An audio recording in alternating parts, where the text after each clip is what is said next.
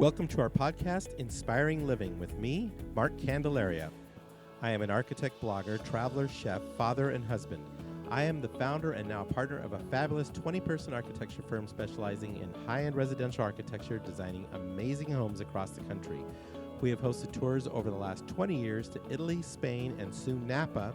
And in the course of all this, I have met a lot of interesting people who truly inspire me. We are excited to now be in our second season, and our podcast is about all the opportunities that are right there in front of us to inspire living. Yes, we will talk about architecture and design, but every week we will venture to all sorts of topics that will inspire you, teach you, and motivate you to inspire living every day. My guests will include a wide gamut of amazing people, from those in the design industry to clients to real estate professionals, chefs, artists, sports figures, and philanthropists, and people who just flat out get it. So sit back and enjoy, and let's have some fun exploring all the opportunities that are there just waiting for us. Please subscribe and get ready to be inspired every week. Okay, as my dad says, here we go. Good morning and happy Halloween from the Black Walnut Inn in Dundee, Oregon, which will be the home for our 2022 Candelaria Design Oregon Pinot Tour, and it will be our 20th tour overall, with then the Spain tour in June and Italy in September. We have booked the entire Black Walnut Inn for our 5-day tour, and we have just 2 spots left. Thanks to all of you who have signed up. You are all in for an amazing adventure. It is so good to be here. It is absolutely beautiful. It's quiet. It's peaceful. The food is outstanding. And of course, Pinot wine. I mean, come on. It's off the charts. It is absolutely magical here. It's beautiful fall weather, and we'll be doing this in spring, but we're enjoying the fall leaves, the fall color, the cool, brisk air. And I'm sharing plenty of posts on my feed and story on Instagram and Facebook, and the trip details are on our website, so check it out. Okay, a couple of announcements. We have a spectacular Candelaria Design home in the current issue of Phoenix Home and Garden magazine, and it will be on the magazine's Fall Home VIP tour set for just a couple weeks, November 13th. We'll be cooking paella there, and so I encourage you to get your tickets right away for this fabulous tour featuring several spectacular homes from across the valley. Our home has lovely interiors by Averill Interiors, and the home was built by the Allen Companies. The link to get your tickets is on our webpage and in today's podcast story notes. Okay, our podcast today is with Priscilla Nelson, who is a very inspiring lady who happens to be an amazing artist and one of my new friends that I have had the pleasure to meet as we both sit on the board of Scottsdale Arts. I was fortunate enough to visit her studio and gallery where we recorded this podcast. Her work is absolutely beautiful and very thought-provoking, and you will love our conversation on art, architecture, and design. Give her podcast a listen. Here is artist Priscilla Nelson. Our guest today is contemporary figurative artist Priscilla Nelson. She has been a professional artist for over 40 years and has explored many mediums and subject matter over that time, including the human figure, landscapes, clothing, cars, and water. Her art is featured in private and public collections throughout the United States and abroad, and she has a studio here in North Scottsdale, which we're sitting in today on a beautiful Sunday, October day. And I met Priscilla through the Scottsdale Board of Arts. That's our first encounter, just about 3 weeks ago? It was, yeah. Yeah, so welcome. Thank you. You said this is your first podcast as a guest. It is, yes. Well, never done one. You're going to do one today. So I'm so glad you made me come to your studio, because this is, for me, is absolutely amazing. I love this. I mean, just if I could paint a picture of you right now with the art, your brushes, it's just, there's so much energy I feel just sitting in this room. Thank you. It's awesome. So how long have you been a board member? I think you came on, you said, or I came on, we came in about the same amount of time. About the same time. I think I was maybe at most 2 months before. Okay. So this is our first year. Yeah. As board members, yeah. Yeah. So I was blessed to just happen to randomly sit right next to you that day. The A-team. The A-team. So that was fun. So I'm pretty excited about being on the board. How about you? Oh, I am. Actually, it's I've heard about it for many years and finally had the opportunity to participate, and firm believer in what they do and what they bring to our community. Yeah.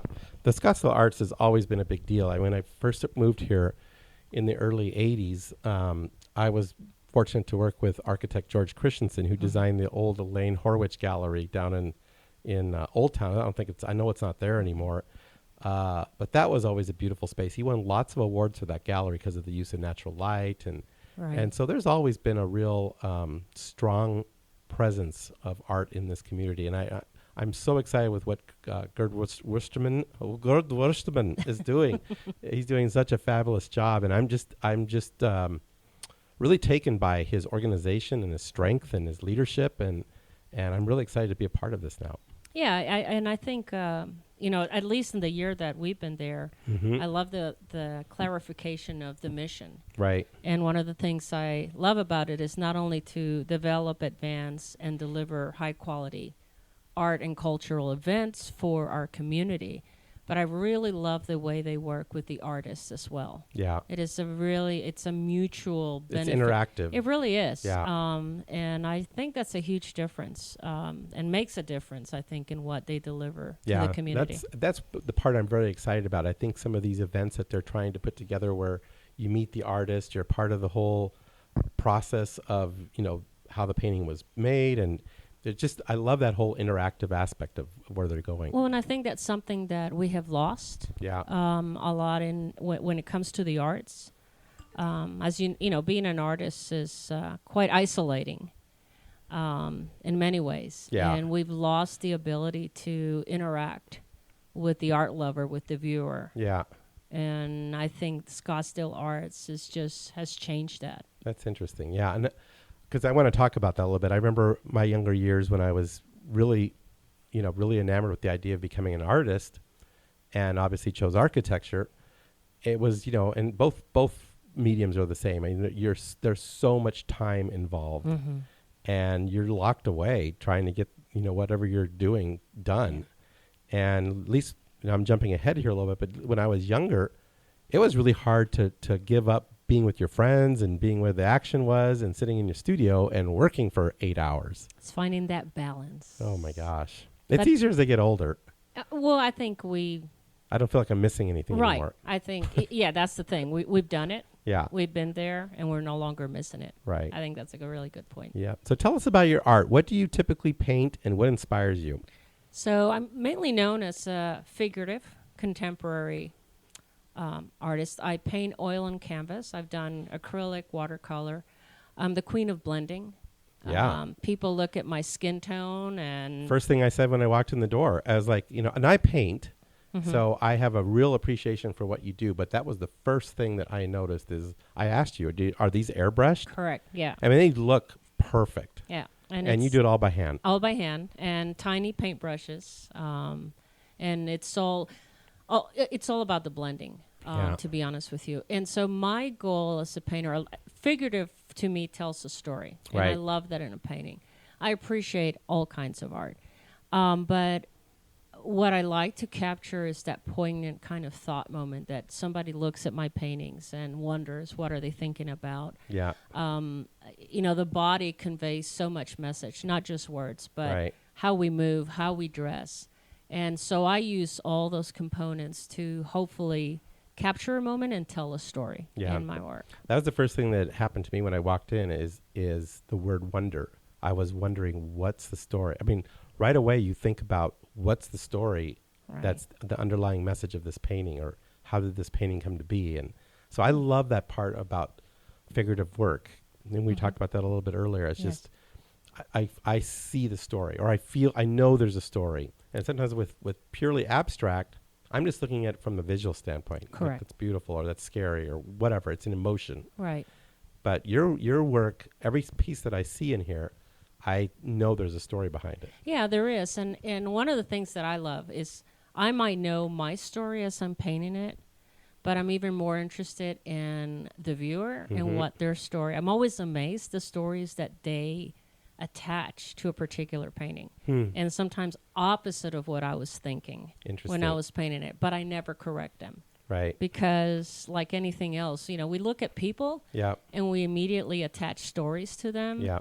Well, that's what it's the same thing. Yeah, it's the same thing. And, and I do realism, but at first when you see it, you go, is that a painting or is that a photograph?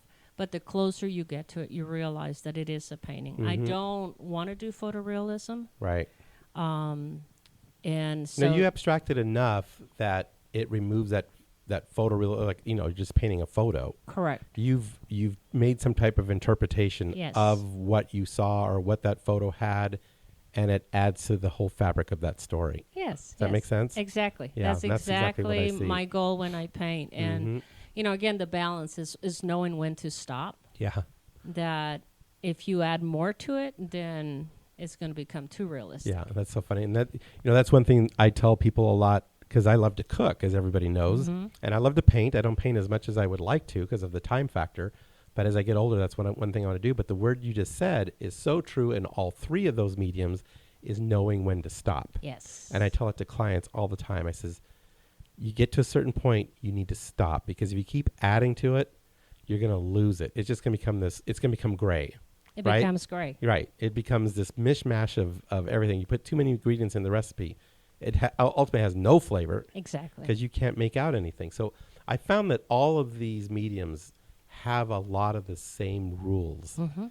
And I just find it so fascinating. They're just in different time, and they're just in different medium. Right. It's as a creator, it's knowing when you've reached that point that the information is enough, Yep.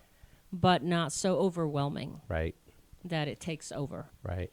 And with every piece that you do, you fine-tune that ability, I think, don't you? Oh, I think. Yeah. Oh, absolutely. Yeah. And when you look at your earlier work versus work now, you know exactly what that feeling is. Right. When it's there. When it's there. Yeah. And one thing that I do is I set my work aside for 2 months. Oh, okay. That's good too. And then I bring it back. Yeah. And if nothing has changed, then it's a done deal. Every once in a while I said, oh, there's a mistake. Yeah. So there's another interesting analogy is on a house, everyone's always in a hurry. Let's do this house. Let's go. And I found what you just said to be very true. It's sometimes really good for clients to just, get it to a point, put it away, live with it a little bit, then re-pull it up, look at it, and all of a sudden you'll see things like, oh, I never noticed it that way. The other thing we talked about a minute ago was turning it upside down. Oh, yeah. Which I found very fast. You paint a lot of things. You've got a painting right here I'm looking at. It's set. It's in your easel upside down. Yeah, Tell us about that. All of my work, some of my pieces take 6 months. I have a couple that have taken 16 months to just the process. The process, yep. And every single piece that you see around here, half of its lifetime when it was being created was upside down.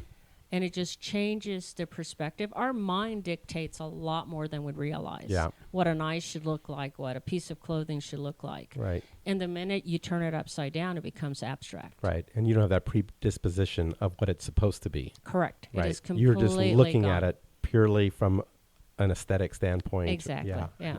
It's the same thing with doing a house. I tell people, turn your plans upside down. Turn it a different way. Turn it away from the way that you haven't seen it before.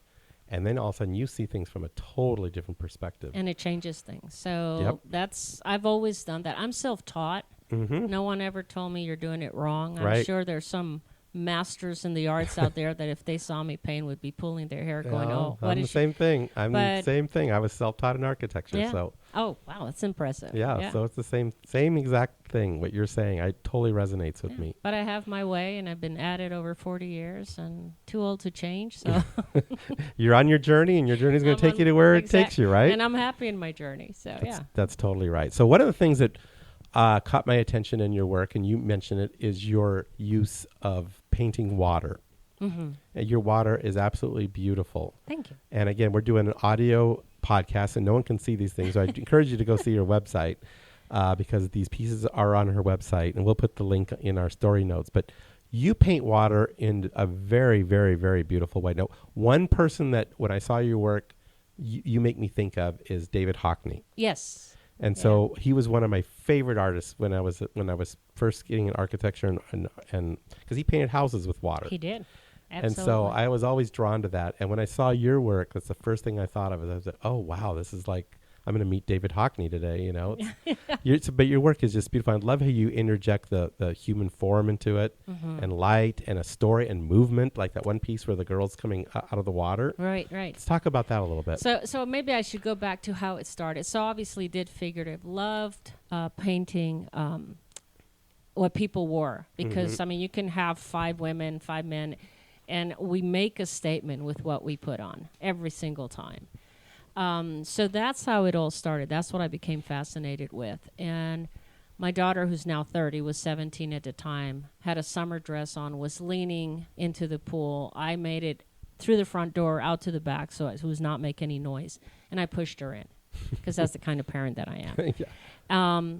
And in that moment, I realized how the clothing was moving in the water and how the sun was reflecting off her skin. She was not a happy camper at all.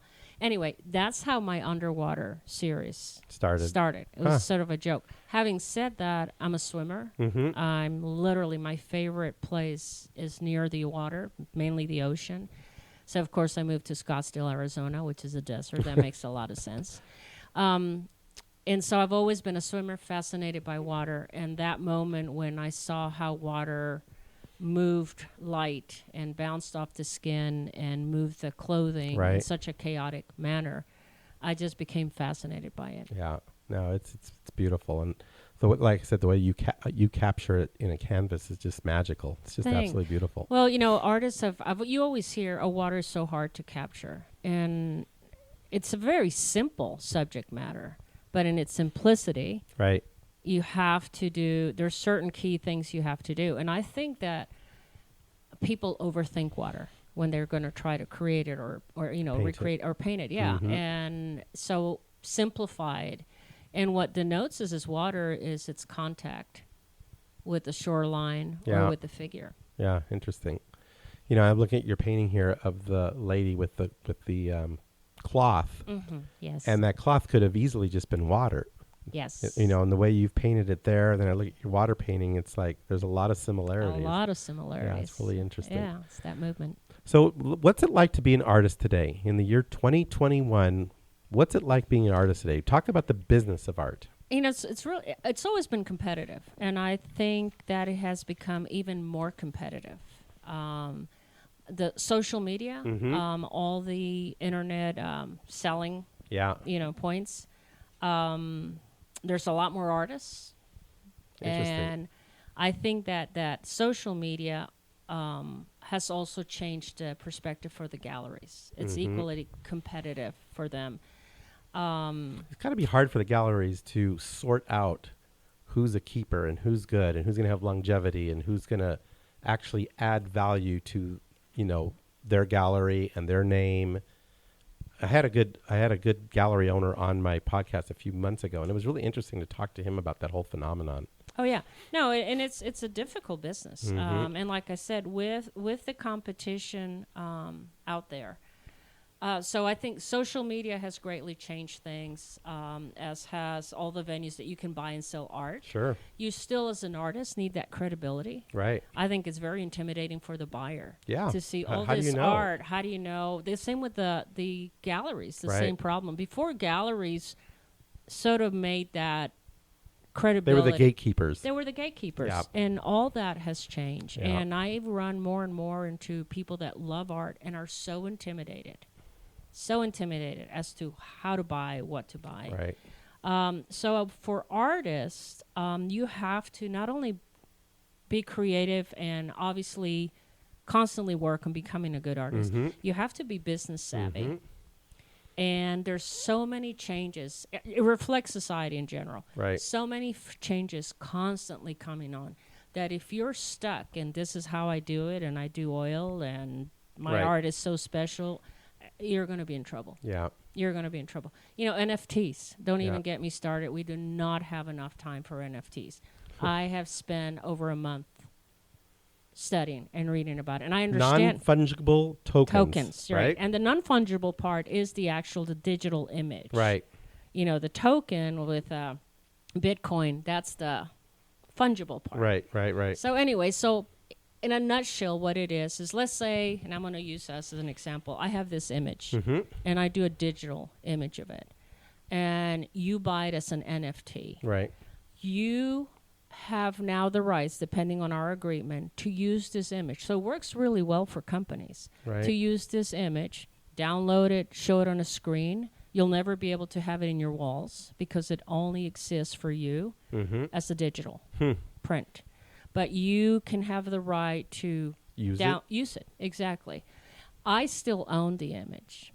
And like regular art, I have the copyright to that image, and I have the right to reproduce it. Okay.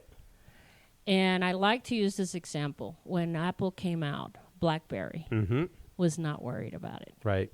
They said, drop in the bucket. BlackBerry is so entrenched in corporate America that this new device is not going to change the world, kind of thing, or our world. Right. And it's the same application to art. You better be aware of how this is all going to work and how play it's out. all going to work. And it might be it might fizzle tomorrow, it might drop. But we have a generation that thinks differently. So it's the Netflix to Blockbuster. Big time. Yeah. Big time. And we have a generation, in my opinion, that thinks differently. Yeah, totally. One thinks differently. Our generation, our parents' generation, the massive homes, the massive art collection. Yep. Guess what?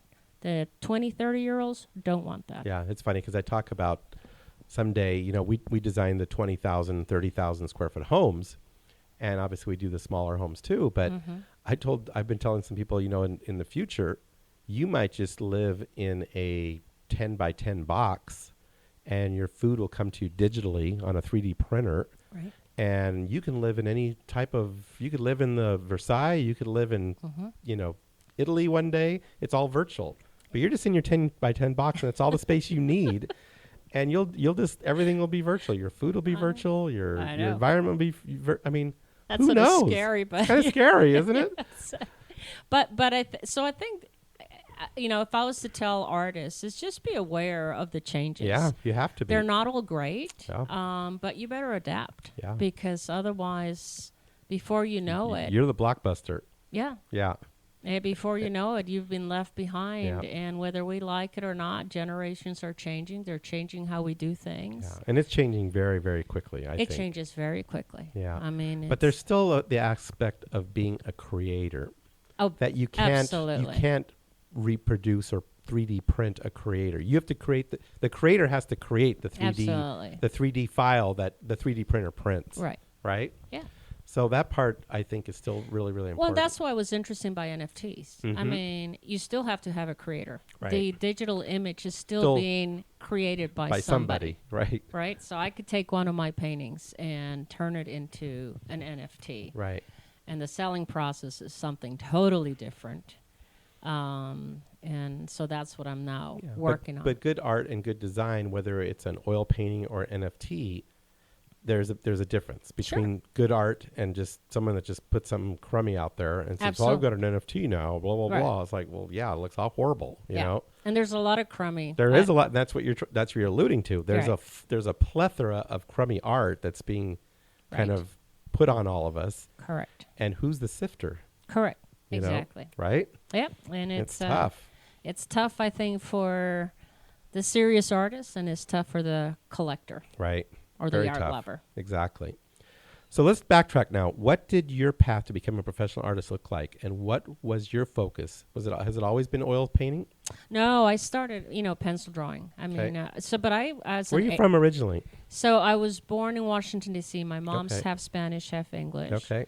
I was raised in mainly, Connecticut area, Virginia, and then also lived in Costa Rica, 13 years off and on. My dad had an office, worked in New York City and in San Jose. Interesting. So speak Spanish, speak English, and they put me in the equivalent of half French school. And so I have an accent no matter what. But I was always drawing. I mean, literally since I was a child. I had amazing parents that just channeled that. I mean, every Christmas, every birthday, there was new art materials for me to play with.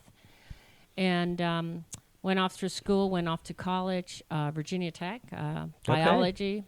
I was studying biology and art. Yeah. Took my art classes. I have a niece that went to school there. Okay. So my thought process was medical field because I loved the science. I love biology. And my dad, Mr. New York executive, talked me out of medical school. I like the line he used that you mentioned in your bio. Yeah. So he called me in and we're talking. He goes, what are you doing? And, we go through the thing. And he said... because, it's for you to make this decision. He says, but let me tell you something. You're not coming back as an artist. And I looked at him like, what are you talking about? And he goes, life's not a dress rehearsal. Right. You got one shot. He goes, this is it. And he said, this is your one and only chance to Yeah. be an artist. And right there I knew. Yeah. And I dropped out of school. Yeah. I mean, went to Boston and did 1 year at School Museum of Fine Arts. And they put me in a corner to do my own thing. And I'm like, why am I paying you guys to... Well, I knew I didn't want to work for a museum. I Right. knew that at that point I didn't want to necessarily own a gallery. I wanted to paint. Right. You wanted to be an artist. Yeah, and one of the things as artists that we try to achieve is having our own style. I have never taken, and this is not good or bad, this is just what worked for me. I have never taken a course under any artist or a workshop, because I was always afraid that then you start painting like somebody else. Right. Right. And if I had $1 for every gallery that has said to me, oh, you have a really unique style. We don't know where to put you. Yeah. It just came organically. It did. Yeah.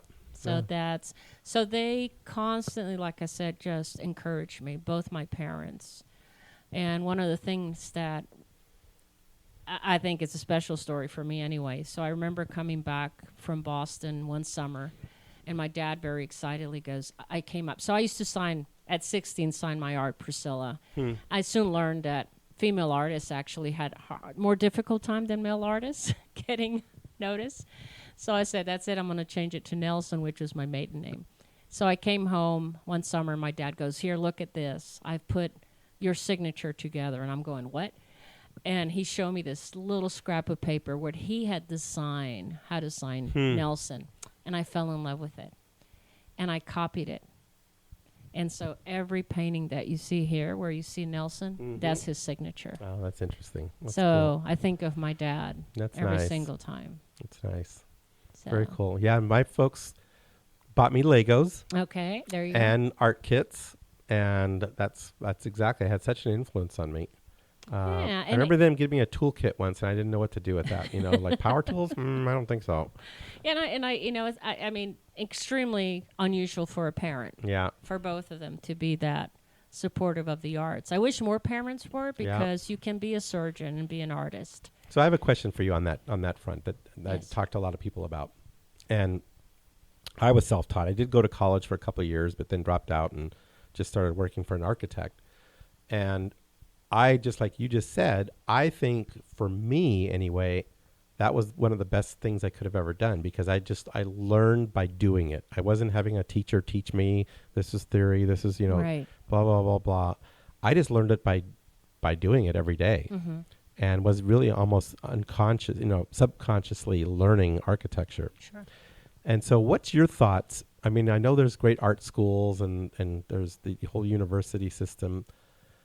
When you look back at the Renaissance and back in those other times, it was really an apprenticeship type Correct. Method of learning, right? Correct. What's your thoughts on all of that? So here's, whether you're an abstract artist, whether you do watercolor, doesn't matter. Medium is all the same. You just got to learn how to use it. The key to me, and I say I'm self-taught, but in all honesty, we always have that one person or two people Who inspire you? Who inspired and guided us. Or mentored you. Yeah, I had two amazing high school art teachers that were so strong with drawing. Ditto here. And that's Same it. thing. That's it. You want a good artist, you want to be good at art, master drawing. Yeah. And from then you can take it. Let's take one of my favorite artists, and I'll tell you why he's one of my favorite. Picasso. Yeah. He was a master at drawing, at muralist, realism. Yeah, when you see his realistic portrait work, it's beautiful. The guy was incredible. He had that knowledge, that base, to then deconstruct what he 100% had mastered. Right. And that's why his cubism worked. Yeah. It's coming from a place of knowledge. Right. So no, I think if you want to be an artist, and college degrees are important if you're going to work in the museums, if you want to take it to a different level. Or be a professor. Be a professor. To be honest with you, if you want to be a studio artist, I think you need to go a different way, which is... And not get into billions of dollars of debt. Correct. I mean, Right? I tell, oh, you want to be a, design. No, you need to go to school. You need to get a degree. Otherwise, you're not going to get hired. Right. But if what you want to do is this, Right. this is the different path. Yeah.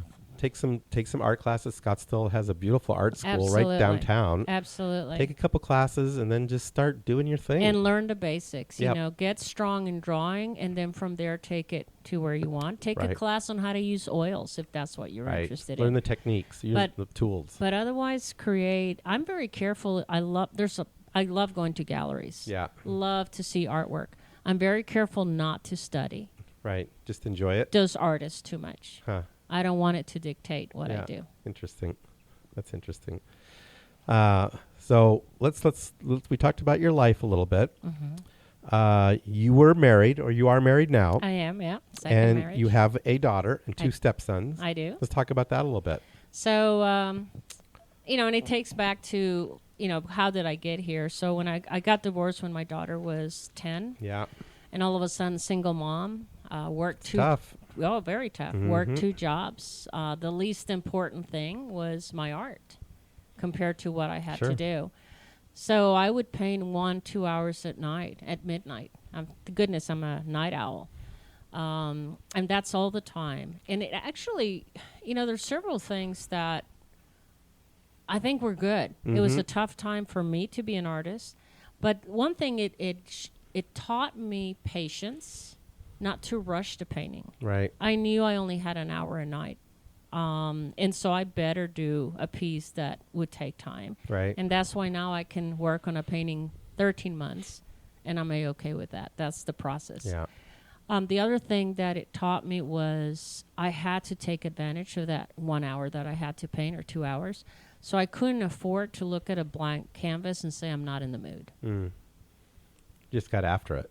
Yeah, I had to. Yeah. That was my only time. And I was still trying to make it as an artist, Sure. even through all that time period. But you developed that technique of discipline. Of discipline and Yeah. of not being intimidated by the white canvas. Right. And you see here I have 7 paintings going at the same time because of that process. Yep. It all stems from that time period. And then remarried 10 years ago. Someone that born with a briefcase, business-oriented, like there's no tomorrow, no concept of what the art world on this side was like. And I've never had the support like I have. Does that make a big difference? Huge difference. Yeah. I've been married 3 times, and I'm married now to my wife, Isabel, who's a designer, who does appreciate and understands kind of what we go through. Right. And, we just are always there for each other. Right. Well, and it's a huge, and even if someone, my husband obviously Chuck has learned a lot from the art world, and he still shakes his head. But having said that, no, that support allows me to, it's a very time consuming. Yeah. No, that's just endeavor. That's what we were talking about earlier is, the isolation part of it. When you're painting, it's just you and that piece of work. Yeah. And you're there for hours sometimes. So this is what I found. You mentioned that, and I've always found it interesting. I'm an extreme extrovert.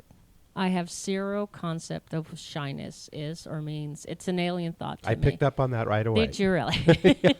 So to me, the extrovert, about 6 days out of the week, I'm here 8 to 10 hours painting. And it's just me, myself, and I. There's no human contact. Right. I get energy from people. So I need to go to a restaurant or go somewhere where I encounter people. Right. I'm married to an introvert. I'm surrounded by introverts in my family. Huh. But so here's regarding the arts, which I find interesting. Most artists are introverts, so they have all this time to paint. And where they have difficulty is going out there and putting themselves out there and exposing themselves. Right. I'm the opposite. I have to be very strict about my painting time because otherwise I'd be out there all the time. Yeah, that sounds familiar too. So Yeah. I think you and I are very, very similar. And like I said, when I was younger, it was even harder. Yes. Because I was thinking I was missing out on stuff. And as I'm older, I've been there, done that, like we said. And so it doesn't feel so like I'm missing out. Right. And now, after all these years, it's really funny because I just had like 5 days, went to Santa Fe with friends, etc. And I was itching, just get back. dying to come back and Get spend after my it. 10 hours. Yeah, so is like anything else in life. It's just finding the balance. Yeah. I like to say, this is the product. My painting is the product, but this is what's selling it. Right. So you have to be out there. You have to expose yourself as a person. Yep. And get your work out there. And that's how you get your work out. Yep. So the artists that are constantly in the studio and don't go out are going to have a really difficult time. Yeah. And it's the same thing in architecture. There's a lot of architects that are very introverted. They're in the studio. They're not at, gala. We were at a gala last night, just meeting people and being out there. Exactly. And, it's so important to get your work out there, for you to be out there. Otherwise, no one knows about your work, and so much like what we do is personality driven. I mean, I may be working with a client for 3 years, and you need to be able to connect with them. Right. If you can't have any type of connection with them, they're like a machine, you know? And so what makes it so fun and rewarding for me, and I think my clients, is that connection. Oh, yes. Well, somebody once told me, and it resonated immediately. I knew that was the truth. They said, they're buying you. Right. They're invested in you. Right. And through that, they like your art. Yeah. And that's how collectors are born. I have some collectors that have 5, 6 of my paintings. Right. And at one point, I say, hey, when are you opening the Nelson Museum? No, it's but true. I mean, they make that relationship, Yep. I've got clients that I've done 6 houses for. Right. It's the same thing, just like I said, a different medium. Different medium. But collectors, I think, my wife and I've started collecting art, and I'm hoping I can buy one of your paintings here soon, because I love your work. Thank you. But we love it. We love the story behind the piece of art. Sure. And knowing the artist and what their life is about and all of those things. It just makes it so much more interesting than just putting a piece of art up on the wall. Yeah, right. And I've taught it a couple of times. It's a course to like corporate America. Mm-hmm. I'm about to do one. And it's, buy what you love. And I have a great story. A lady had come into my studio here and looking at my work, she goes, I love this piece. I love this piece. And I go, okay, And I'm not the artist. I want people that buy.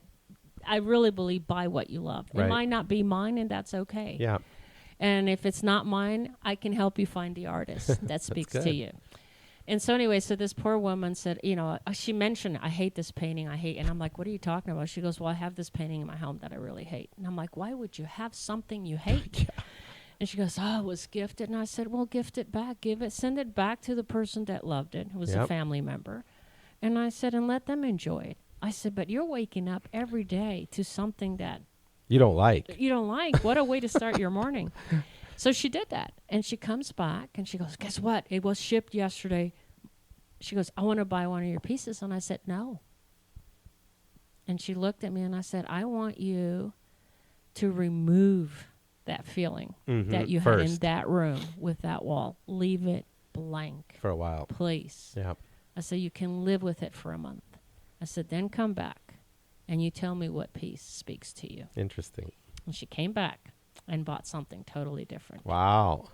That's cool. And I'm like, See, there you go. make it Cleanse. your space. Yeah, cleanse. Make it your space. And I'm very comfortable with the fact that somebody goes, I love your work, but it's not my style. Right. And I've had that happen, and 3 years later, they come and buy a piece because they're ready for. Yeah. Yeah. You don't know. And we're always evolving, personally. So. Oh, yeah. Absolutely. And the things that affect you in your life out there then affect the way you look at things. And, the whole thing is just so enormously cool. And, you just used the word evolve. And as artists, when I hear an artist go, I've arrived, I know what I'm doing, I'm like, oh, no. I mean, you never arrive, do you? No. If somebody says that, it's a constant growth process. Totally. Every painting, I learn something new. Every painting, speaks differently to me for a reason. But how horrible if I thought that I had arrived and I had nothing else to learn. Yeah, no, it's funny because it seems like the older I get and the more experienced I get, the dumber I am. Does that make sense? But that's a sign of being very smart, actually. Yeah. It's like, man, I still have so much more to Oh, learn. yeah, And absolutely. I've learned all this, but look at how much there is to go. It's endless. No, and it's sometimes I on purpose don't do the computer because what's an NFT? Right. And that's exactly right. So you do commissioned work too. I do, yes. And similar to architecture, a commissioned work, someone hires us to design a house versus us designing a spec house, what we want. Sure. It's a big difference, isn't it? Huge difference. Yeah. Huge Talk about that a little bit. So when I do my piece, I can remove something. I can interpret something. I can change a color.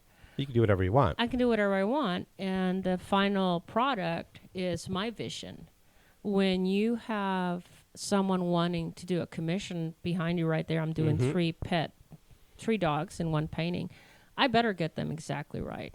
Those are someone's babies, and they'll recognize the difference. I cannot interpret the fur, the color of the eyes, or anything like that. When I work with interior designers, I shouldn't say a lot of artists, but it's a different language. Mm-hmm. And when you come to me with a commission, it's your piece. Right. You have the vision. Right. It's your house. It's your house. It's your design. Not my house. This is your house. You're the architect.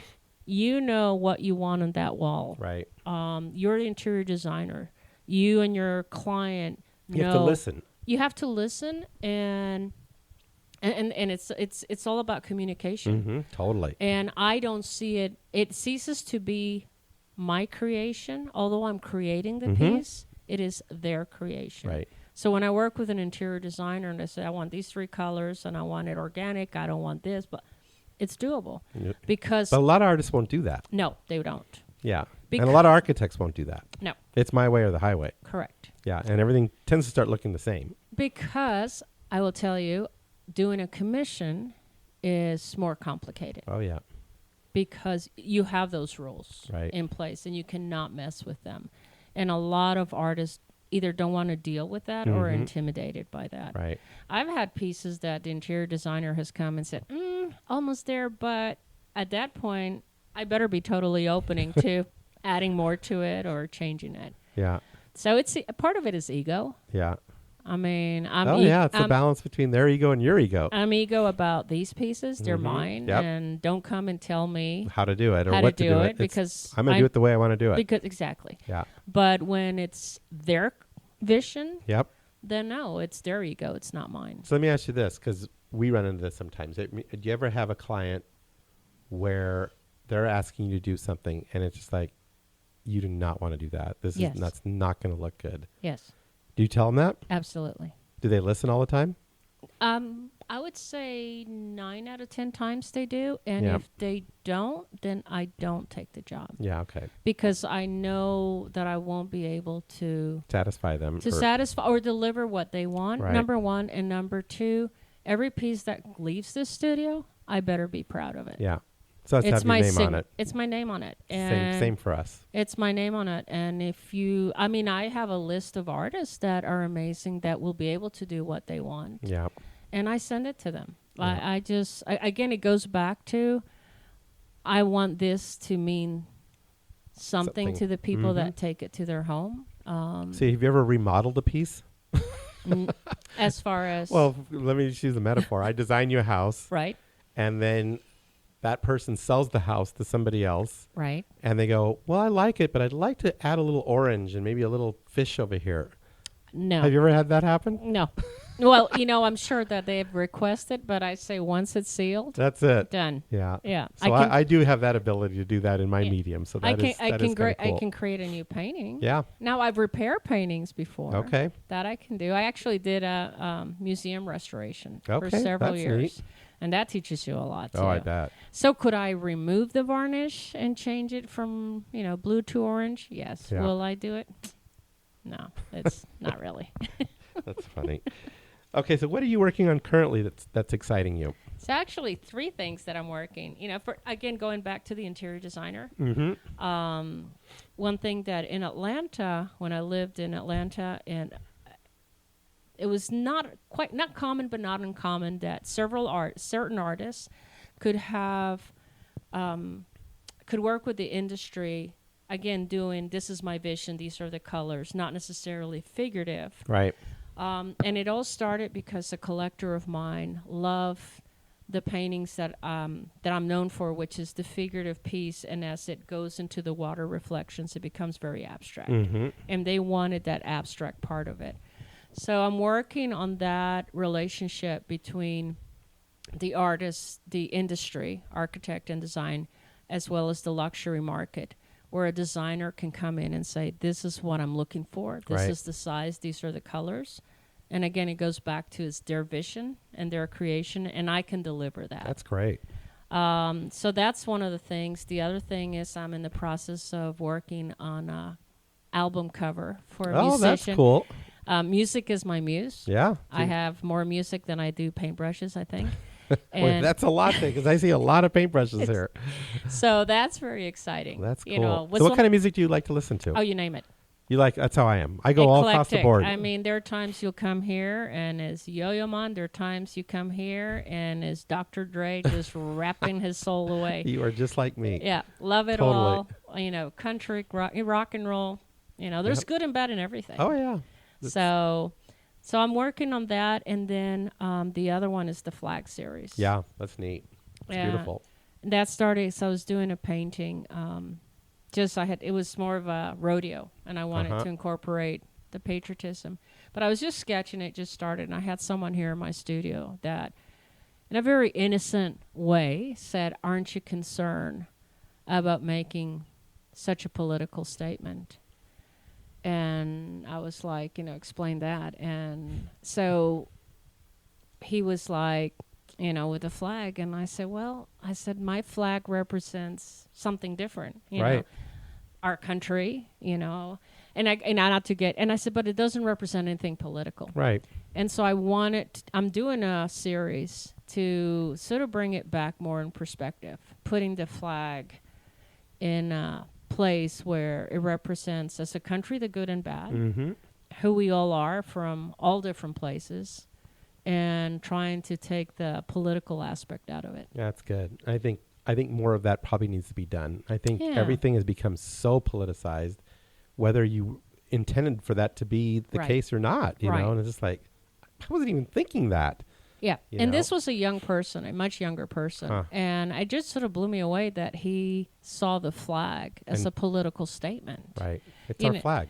Well, and this is what I said, I love, take France. I have Yeah. many friends in France. Uh-huh. And one of them told me this not too long ago, was like, in our country, because we love our flag, we Right. love our anthem, we're very nationalistic. We can be angry at our government. Right. We can be angry at the world, what's going on. But you will never see us politicize. Our flag. Our flag. And the fact we're from France. Correct. Yeah. And so that really resonated with me when she said that. Mm-hmm. And I said, and I've lived overseas, Yep.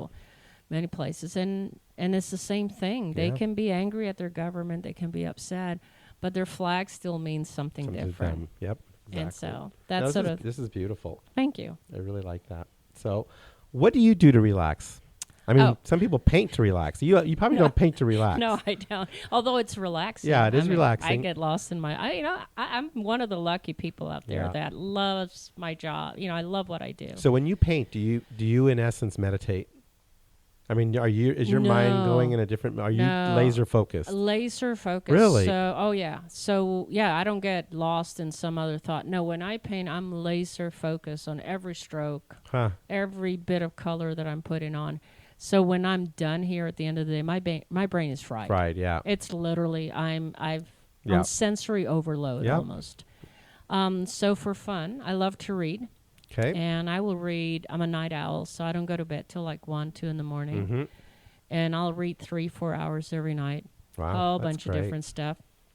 So it's like music. You have a wide gamut of I do. interests. Oh yeah, I do. So that's one of the things. Love to travel. Mm-hmm. Now that I live in a place with very little water. Well, we're trying to convey you to come on one of our trips. Oh, I will.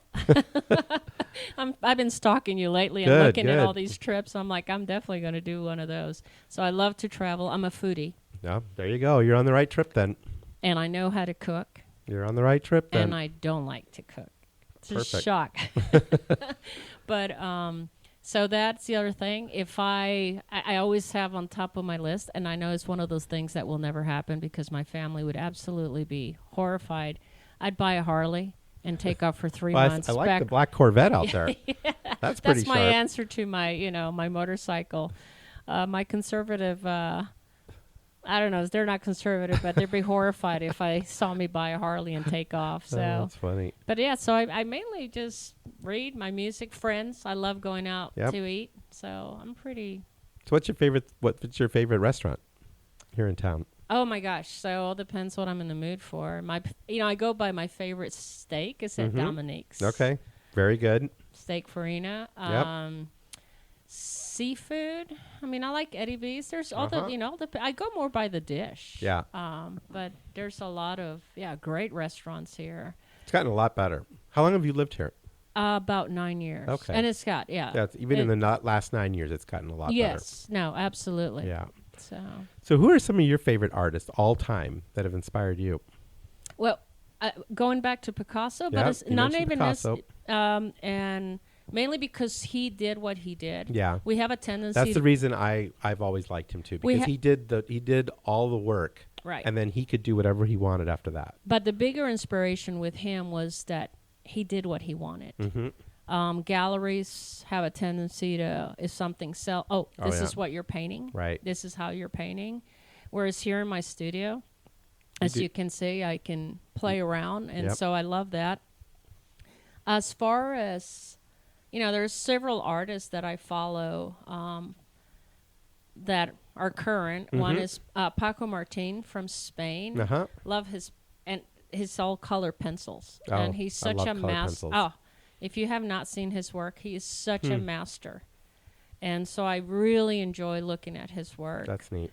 To check that out. Yeah, Robert Lang. It's Robert Lang Studios in South Carolina. And I'm not even in that gallery, but I love his work, contemporary realism. But what I love even more, this is an artist-owned gallery, and it's just how supportive he is of other artists. And that the work that they show and carry. That's neat. And I think that's really hard to find. What does his work look like?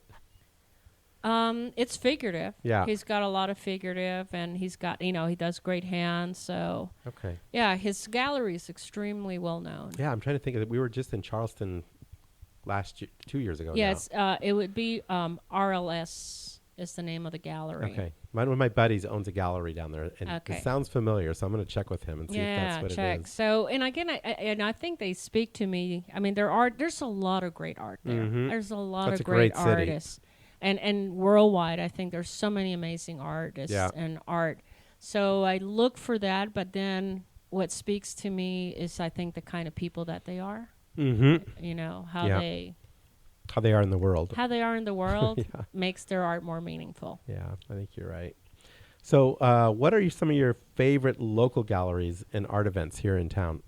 Well, so obviously going back to Scottsdale Arts, I do love the canal. Yeah, that's coming up. That's coming up. I just, it's so neat to go down there and have dinner and see the display. And, Kim just works so hard on that. And I just think, and I love it that it's for the public. Right. And you don't have to I think what like I said, we've both just become members of the board, and just the little bit that I've seen that is coming our way in terms of art venues and art events in this town. Yeah. I think it's going to explode, to be honest with you. I think the Scottsdale art scene is going to literally explode in the next 5-10 years. Oh, I think so. And I think the key thing is, again, through the guidance of Gert and his team, was that coming out of COVID, most entities, most art groups are slowly, we're going to add slowly. Yeah. Whereas we were like, no, we're not. We're just going to ram-pack this social calendar with art events, and it's needed. Yeah. We're coming out of a situation where I think we're absolutely desperate to connect and to be entertained in a positive way. Yeah. Yeah, and I think, I see it in a lot of different venues in terms of art and architecture and music and fashion. I think I think we're in the moment of enormous change.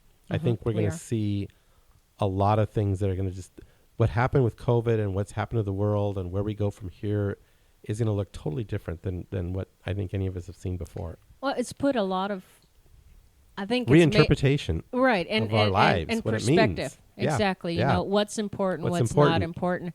You know, going back to as artists, we're so isolated. We all artists. I mean, Right. when you're creating, you're not entertaining. You know, another show that I went to it for 6 years as a spectator, as an art lover. The past 3 years, I've been part of the show, and it's a celebration of fine art. And I treat them like a local gallery. Yeah. They are my local gallery. That's neat. What I love about it is, and there's not many of these left, it's 3 months long. And unlike the 3-day weekend art show, which I love too, Yep. this is 3 months every day where they're painting. Wow. And the interaction between artist and art lover happens. Yeah. And that's what it's all about. And Yeah. I have people that have the past 3 years have never bought a piece from me, will never buy a piece from me. I'm A-okay with that. But they come 3-6 times to my studio area. And they just want to and be talk. there and feel the energy and they watch you talk. create. Yeah, and they ask about, hey, did you finish that piece? And again, introvert here, you know, or extrovert here, gives me that connection that I don't get here. And it's my neat. favorite show because it's 3 months, and you see people come at first week of the show, and every 2 weeks they come to see the progress. That's neat. Have you ever taught? Yes. You have? I have. So one of the jobs when I was a single mom, I was a substitute teacher for languages and arts in a private school. So I've taught here. One of the things that I love to do is every once in a while I hear a parent or someone that I know through someone else say that they're having difficulties with their teenager or preteen. And I don't charge for this. I said, bring them in. Bring them in. Work with them. Yep.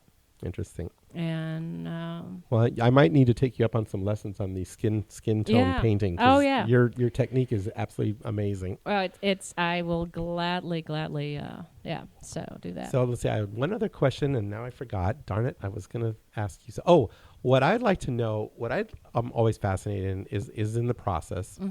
Have you ever time lapsed yourself painting?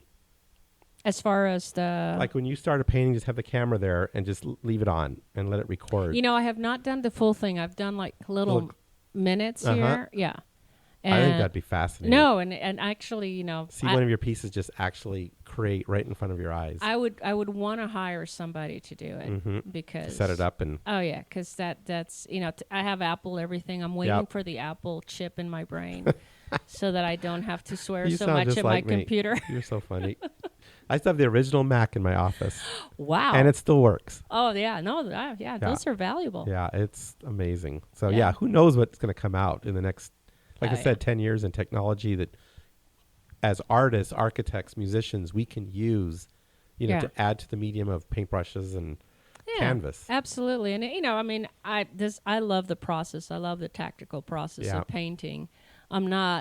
I have the equipment to do digital art. Yeah. I don't get quite the... Same satisfaction. So, so it's all about finding...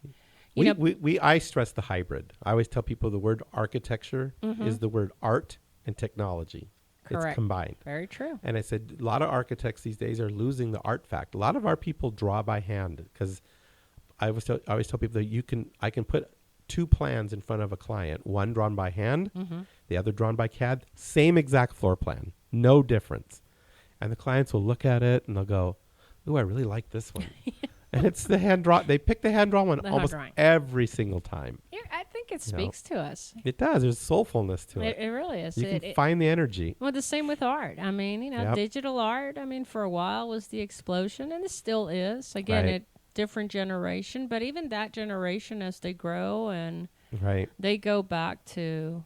So when you do a piece, I mean, one thing that I think about sometimes, even with a house, is when that piece is finished, don't you feel like a good chunk of your soul and your life and whatever was going on in your life at that time is absorbed into that painting in some way? Absolutely. And when it goes away, that part goes away with you or with them. They're babies. Right? Yes. Totally. No, and it's, there's. You remember what you were doing when you did that I painting. remember what I was doing, why I Why was you were doing it. what you were feeling. And I remember the emotion. There's Yeah. some of the pieces here right now that have a lot of emotion. And at the time, I know maybe what I was going through, thinking about. But I've always been fascinated, again, the person that loves it and buys it just puts a totally different spin, and I never correct them. Yeah. It's their story. It's their story. If it's, it's becoming their painting, and they project into it what they want to see, and that's what it's all about. So when the painting goes away, let's just say 10 years, 15 years from now, 20 years from now, you see it again. Mm-hmm. You haven't seen it in 20 years. What's that like?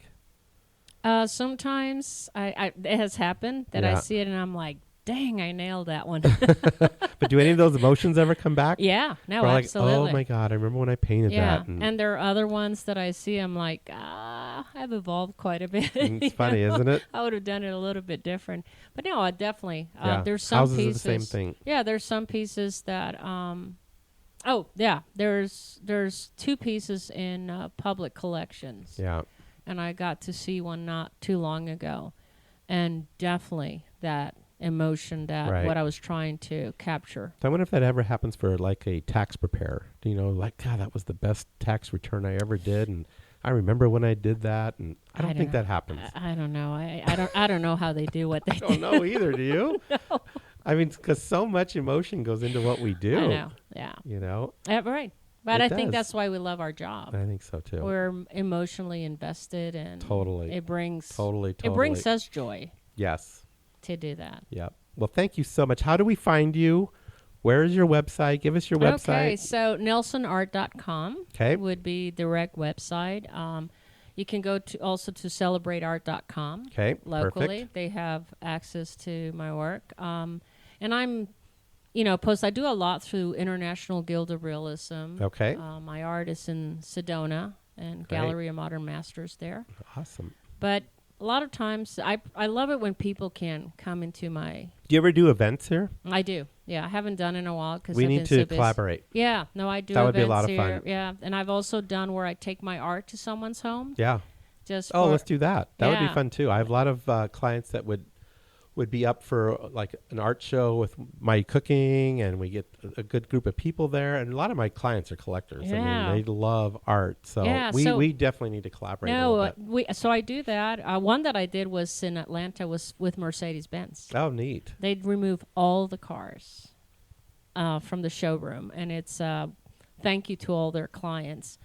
And I was the featured artist, so all my art was in there, and it's champagne and the whole thing. But I made them bring when the AMG came out, because I had done a painting of that car. Oh, that's cool. So anyway, so I absolutely just anything, again, to where I meet people and hear their life stories. Those inspire my paintings. Yeah, totally. Well, let's do it. And where do we find you on Instagram? Would be Nelson Art Studio. Nelson Art Studio. Okay, perfect. Well, thank you so much. This is so nice. I'm glad we did this on a Sunday. I'm glad we did it in your studio. Oh, thanks, Mark, This is for just coming. the energy around, sitting here this whole hour has just been fantastic. Well, and if I can add something for the listener, is whenever possible, meet the artist. Yeah, even when you go through a gallery, you can always say, is there any way to meet the artist or talk to the artist? And definitely always try to see the art in person, because it's a world difference when you... It adds so much value to the piece. It does. And you keep using the word energy. Yeah. And that's one of the things that I find lacking in the internet, is you see an image of a painting and you say that's well done, but you never get the energy behind that. Right. Exactly. Yeah. It's all about the energy, my dear. It really is. Thank you so much. Oh, thank you, Mark. Great Appreciate job. it. That was fun. I could have gone forever. Thank you. We'll get you back again. Okay. Thank you so much. All right. Bye-bye. Bye. Okay, I'm totally ready to go pick up my paintbrushes and get to work. She totally fired me up. Thank you, Priscilla, and great job. I could have stayed and chatted with you all morning. Check out her work and stay tuned. We have some cool events and evenings in the works coming, both combining our passions for art and food. So this is just the start of some fun things that Priscilla and I have in store for all of you. Okay, stay tuned as we have some fun podcasts in the works, including some Amazing podcast I'm recording here in Oregon this weekend, including Chef Dario at the top-rated restaurant Rose Marino Osteria Italiana. Okay, I want to say a big thank you for the subscribes and reviews. Please take 5 minutes to give us a review, and if you do, we will enter you in our drawing here, where you will receive free round-trip airfare for our Candelaria Design Oregon Pinot Tour. We just have 2 spots left, so here is an easy way to get on board and free round-trip airfare. So go right now and give us a rating and review along with a subscribe, and then email or direct message me that you did so, and we will get your name in the hopper for this drawing. We do our best to inspire living in everything we do, from our podcast to our cooking classes to our tours, and of course with our Candelaria Design homes. Okay, have a great week, everyone. Stay safe, and let's all live our lives with love, compassion, grace, and positivity. See you next week. Because Inspiring Living is all about the people and the organizations that inspire us, we are excited to have Monogram Appliances as one of our sponsors. Anytime we do a new kitchen or a kitchen remodel, Monogram Appliances are what we recommend to our client. Their appliances are the definition of luxury, meticulously detailed using the finest materials and an ownership experience that is second to none. This is how Monogram is always thinking ahead and inspiring and elevating the kitchen experience. Because at Monogram, they don't just elevate one thing, they elevate everything. I want to say a big thank you to my good friends at Stockett Tile and Granite Company, where your project is our priority. I want to thank the Stockett team, along with so many others who contributed to the success of our fabulous demonstration kitchen in our new Candelaria Design office expansion. You will have to check out online our video cooking classes, and our kitchen is amazing. I've had the pleasure of working with the Stockett team for nearly 40 years on many spectacular projects, and trust me, they are the epitome of excellence when it comes to tile, marble, and granite work, bar none. Their skill and customer service is impeccable, and the bottom line is they are just good people. I have traveled with and dined with and just had good times, both personally and professionally, with Dave Stockett and his lovely wife, Becky, and they are the best. When it comes to your next tile and stone project, make sure Stockett Tile and Granite is a part of your team. Thanks for listening. We hope you enjoyed our podcast. We encourage you to write a review, screenshot it, and share it with your friends. Please instant message it to me and follow us on Instagram and Facebook. We thank you for listening, and we look forward to sharing more insights to inspiring living next week.